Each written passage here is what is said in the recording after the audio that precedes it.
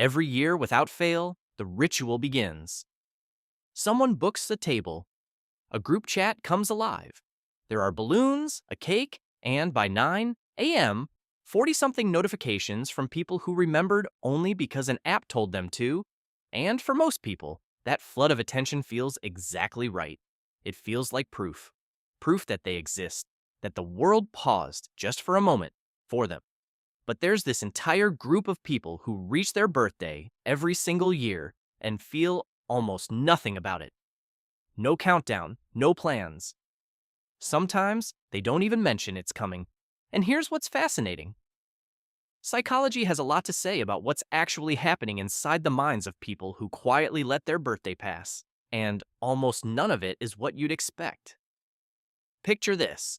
Your birthday arrives, and sometime in the morning, your phone lights up. A handful of messages, maybe a post or two, an automated notification from an app you forgot you downloaded. You look at all of it, and you feel fine, not moved, not particularly touched, just fine. And then comes the question, usually from someone who seems more excited about your birthday than you are. So, what are you doing to celebrate? And you say, honestly, nothing. Really, it's just a day. The look they give you says everything, that small flash of confusion, maybe even concern. Here's what nobody tells you about that moment. Your nothing really isn't absence. It isn't emptiness. It isn't a sign that something in you has quietly gone dark. For a specific kind of person, that answer is actually the clearest expression of something psychologists call emotional self-sufficiency. And it turns out, it's rarer and more psychologically interesting than almost anyone realizes. To understand why some people simply don't need birthdays the way others do, you have to understand what birthdays are actually doing in the brain, and why that function doesn't apply equally to everyone. In 2013, psychologists Hengchen Dai and Catherine Milkman at the Wharton School began studying what they called temporal landmarks, specific dates that the human brain uses as psychological dividers: birthdays, New Year's anniversaries. Their research, later published in Management Science in 2014, showed that most people use these dates as mental reset points, a clean break between who I was and who I am now. The brain treats the birthday like a door. You walk through it, and something resets on the other side. And for most people, that annual reset feels necessary. Without it, the year would blur into one long, undifferentiated stretch with no shape. But here's what's fascinating. Dai and Milkman's research also documented something the data didn't initially explain. A consistent group of people for whom the birthday landmark produced almost no motivational spike at all. No behavior change, no fresh start surge. These weren't unmotivated people. They were, in many cases, people who were already running that internal reset continuously, quietly, privately, without needing a date on the calendar to trigger it. Think about that for a second. The birthday doesn't feel special, because for them, every day already carries that weight. Yet this connects to something else researchers have been studying, a trait psychologists refer to as low temporal landmark dependence. And the people who score low on this measure share a cluster of characteristics that are genuinely striking. A 2022 study in the Journal of Personality and Social Psychology found that individuals who don't anchor their sense of identity and self-worth to external calendar events, birthdays, milestones, public acknowledgement, consistently report higher scores on internal validation measures. They derive their sense of continuity from within. Their identity doesn't need the annual checkpoint to hold its shape.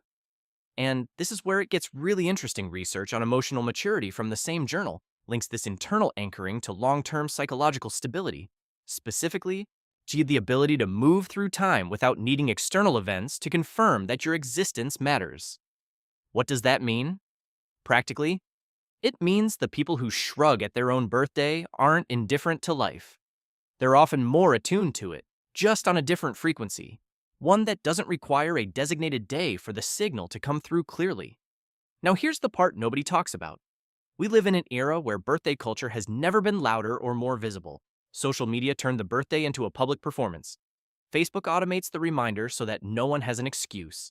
Instagram makes the celebration quantifiable. You can count exactly how many people acknowledged you, compare it to last year, watch the number in real time. The birthday has quietly become less a personal milestone and more a social audit.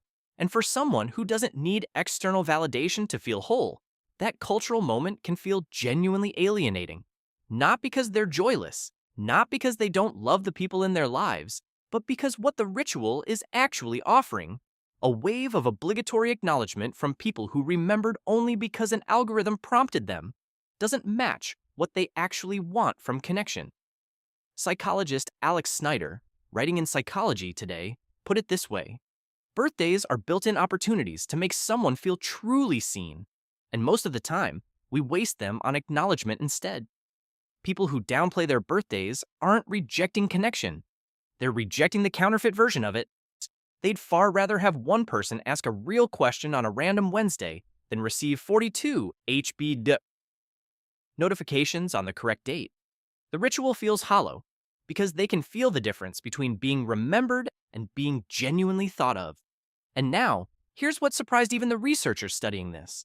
When psychologists examine what's called temporal self-comparison, how people measure themselves against past and future versions of who they are, they find that people who engage in this kind of reflection continuously, rather than in annual bursts, build a more stable and integrated sense of identity over time. They're not waiting for a landmark date to ask, "Who have I become?" They're already asking it on the drive home. At 11 p.m. on a Thursday, while doing something completely ordinary that somehow clarifies exactly where they are in their own story. This means the birthday arrives, already processed. There's nothing new to take stock of.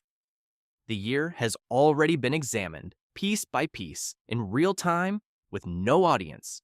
The candles get blown out, and the person behind them has already made peace with another year in their own quiet, unhurried way, long before anyone thought to bake a cake. Here's what the world calls you when you don't care about your birthday. Low-key. Hard to celebrate. Maybe a little sad. Someone who has given up on joy, or who secretly feels unworthy of the attention, or who just doesn't know how to let people in. But here's what the psychological research actually calls you. Internally anchored, self-validating. Someone whose sense of continuity doesn't need the calendar to hold its shape. The people who shrug at their own birthday are often the same people who remember what matters to others without being prompted, who show care in the middle of an ordinary week, not because an occasion demanded it, but because they were paying attention, who measure the value of a relationship not by grand annual gestures, but by the quality of 1,000 small, consistent moments that happen when nobody is performing for anybody. What they're doing isn't indifference, it's a different grammar of care, one that doesn't need a special occasion to mean something. And there's a word for not requiring external events to feel whole. It's called self-possession, and it's one of the quieter forms of psychological strength, one that rarely gets celebrated. Fittingly, perhaps, by the very people who carry it most completely. You don't need the day to feel marked. You already know what year it's been. You lived it, fully, privately, and without waiting for permission to pay attention to your own life. If this landed somewhere true, it's probably because you've spent a long time being slightly misunderstood by people who need birthdays in a way that you simply don't. You're not cold, you're not broken, you don't have trouble receiving love, you receive it on a different frequency, one that doesn't need the volume turned all the way up to hear it clearly. If this felt like someone finally saying the quiet part out loud, I think you'll find our video on the psychology of people who go silent when they're hurt speaks the same language, because the same depth runs through both. And if no one has told you lately, you don't need a special day to matter, you already do.